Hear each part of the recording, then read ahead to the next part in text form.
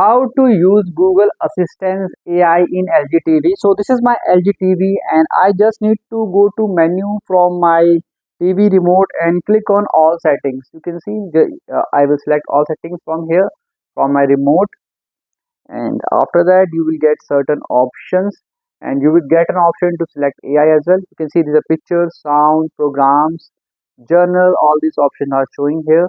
So I need to go to journal option and at the top you can see AI services written. So just tap on AI service and there's an option of AI sound. You just need to turn on this option.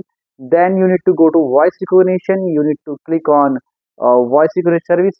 It is not selected as of now. You need to select it, Google Assistant. So just tap on this and you can do further voice recognition settings from here. So just tap on this further settings. So here you can see there's an option of selecting this. So you can select, you can just need to click on understand and click on allow.